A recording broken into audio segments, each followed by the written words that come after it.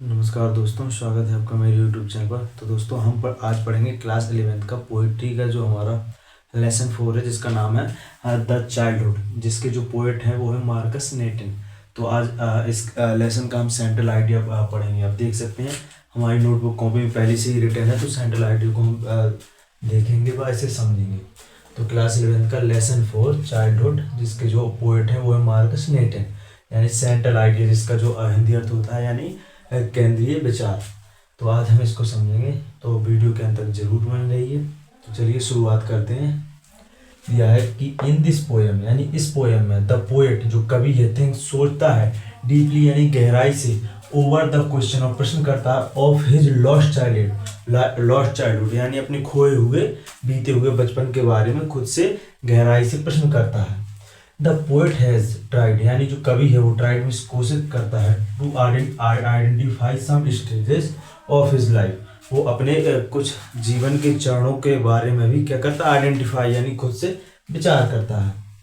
और life when his thoughts, जब उसके जो विचार हैं, and perception of the world change, और जो कि दुनिया को बदल सकते हैं ऐसे विचार रखता है वो। नेक्स्ट है आगे कि द पोएम डिस्क्राइब, जो पोएम है कविता है, वो डिस्क्राइब यानी वर्णन करती है फर्स्ट स्टेप टू मैच्योरिटी, यानी जो सबसे पहला जो हमारा स्टेज चरण है वो हमारी समझदारी और लॉस ऑफ चाइल्डहुड, यानी जो इस पोएम वर्णन करती है वो सबसे पहले तो खोए हुए बचपन को के बारे में है और समझदारी के बारे में वर्णन करती है जो ये पोएम है।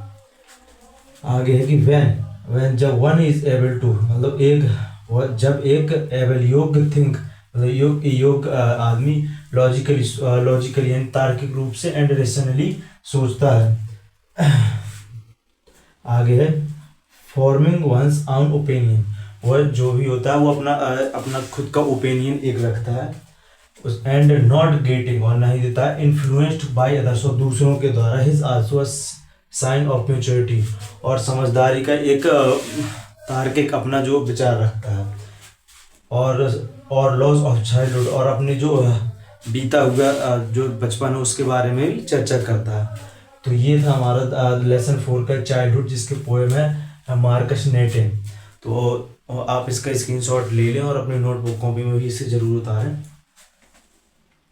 चलिए तो एक बार हम इसे थोड़ा स्पीड में पढ़ लेते हैं और अपनी नोटबुक कॉपी में उतारें, और आने वाले अपने एग्जाम में इसे इतना सेंट्रल आइडिया लिख देंगे तो ये पर्याप्त होगा। चलिए हम शुरुआत करते हैं थोड़ा स्पीड में पढ़ के एक बार।